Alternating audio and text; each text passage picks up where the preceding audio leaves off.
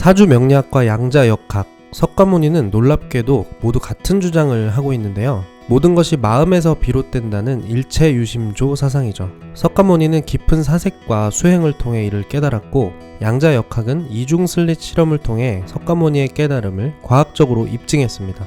이중슬릿 실험은 어떤 물질이 파동으로 존재할지 입자로 존재할지의 여부가 관측자의 의식에 따라 결정된다는 것을 밝혀냈는데요.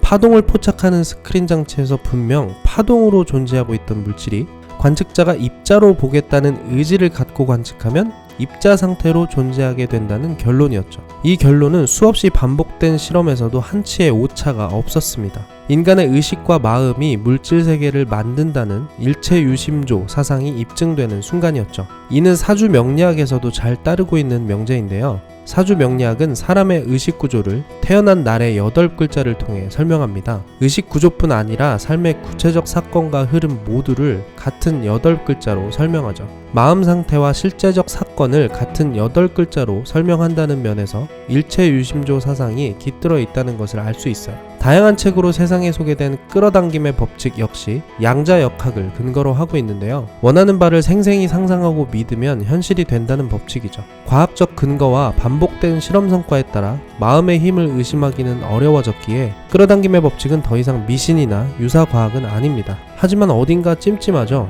어딘가 의심스럽습니다. 원하는 것을 얻는 것이 그렇게 쉽다고 하기엔 삶이 너무 고달프기 때문이죠. 오히려 원치 않는 일만 가득하다고 느껴지기까지 하니 말이죠.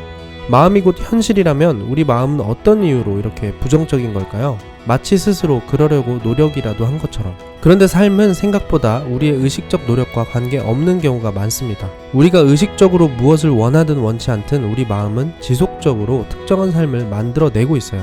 그 마음은 표면의식이 아니라 잠재의식에 새겨져 있죠.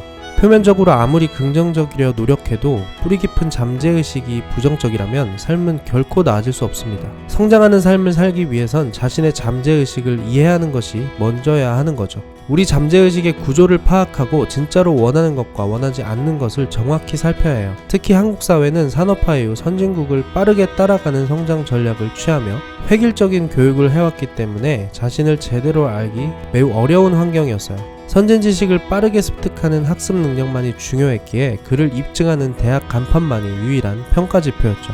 실제 사회적 성취도 좋은 대학, 좋은 직장, 의사, 변호사, 판사 등 특정 진로에 국한되었어요. 그래서 학생들은 자신이 무엇을 원하는지 고민도 하지 않은 채 세상이 요구하는 스펙을 갖추는 데만 급급했죠. 하지만 시대는 바뀌었고 더 이상 대학 간판이 미래를 보장해주지 못합니다. 이런 현실이 당장은 막막한 비극일지 모르지만 자신의 내면에서 정답을 찾아야 하는 시대가 되었다는 것은 긍정적인 면이에요.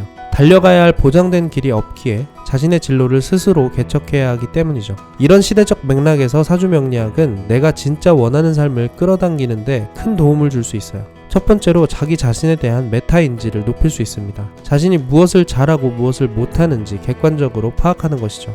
무언가를 원하고 끌어당기기 전에 자신이 진심으로 원하는 게 무엇인지 아는 게 먼저예요.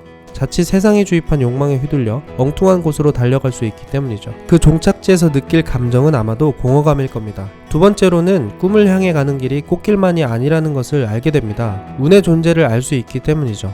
운은 매 순간 우리 삶에 영향을 미치고 있어요. 살아있는 단 한순간도 운의 영향을 벗어날 수 없죠. 왜냐하면 운은 호흡을 통해 드나들기 때문이에요. 호흡 없이 생명을 유지할 수는 없죠. 호흡을 통해 혈액으로 들어온 산소와 음식을 통해 혈액으로 들어온 영양소가 만나 화학 반응을 일으킬 때 에너지가 발생하기 때문이에요. 호흡과 영양소 섭취는 우리가 거부할 수 있는 것이 아닙니다. 따라서 지배적인 영향을 받을 수밖에 없죠. 여기서의 호흡은 하늘의 기운을 담고 있고 영양소는 땅의 기운을 담고 있어요. 그리고 하늘의 기운과 땅의 기운은 우리가 살고 있는 지구와 태양계의 끊임없는 궤도 변화에 따라 달라집니다. 그렇기에 우리 삶은 정체하지 않고 끊임없는 변화를 겪는 것이죠. 이런 변화는 우리에게 달가울 수도 있고 고통스러울 수도 있어요. 달가운 상황은 우리가 원하는 것이 끌어당겨진 상태일 겁니다. 반면 고통스러운 상황은 원하지 않는 것이 끌어당겨진 상태겠죠.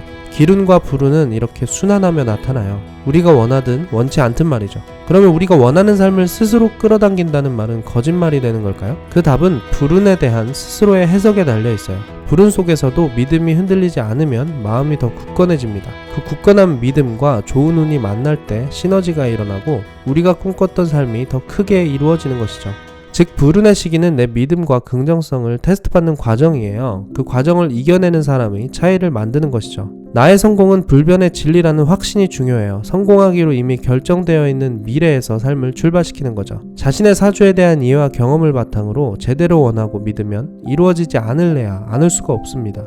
한 분야에서 전문가가 되려면 약 10년, 1만 시간이 필요하다는 말이 있어요. 꼭 소요 시간에 집착할 필요는 없지만 지식과 더불어 다각도의 경험이 중요하다는 맥락이라고 볼 수 있죠. 자기 자신에 대한 전문가가 되는 것도 마찬가지 아닐까요? 자기 자신에 대한 지식인 사주팔자를 이해하고 실제 삶의 경험들을 자산으로 쌓아간다면 좋은 삶을 살 수밖에 없습니다. 자본주의 사회는 수없이 분업화되고 전문화되었지만 자기 자신에 대한 전문가는 매우 희소해졌어요. 그저 돈과 유행에 휩쓸려 자신을 잃어버리기 일쑤죠. 설령 성공한다 하더라도 자신을 잃은 성취는 지켜내기가 매우 어려워요. 내적인 충만이 없기 때문이죠. 내적 충만은 에너지 충전과 같아요. 내적 충만이 커지면 커질수록 에너지 용량과 효율이 올라가죠. 계속해서 열정을 불태울 수 있어요. 하지만 자신을 잃고 세상의 요구에 휩쓸린 성취는 공허감만 남게 되죠. 계속해서 더 높은 대상만을 바라보며 끊임없는 비교와 열등감에 사로잡힙니다. 일부 부자들이 많이 가졌음에도 우울증을 겪거나 자살하는 이유가 그 때문이죠. 자신의 호불호와 장단점을 제대로 이해하는 내면 전문가가 된다면 제대로 원하고 제대로 끌어당길 수 있습니다.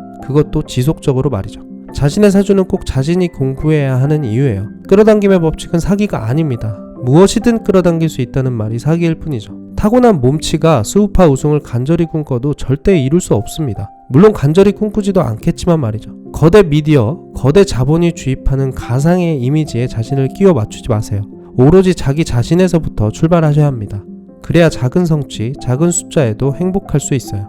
비교 불가능한 행복을 위해 우리가 끌어당겨야 하는 것은 가장 높은 버전의 나다움이라는 것을 잊지 마세요.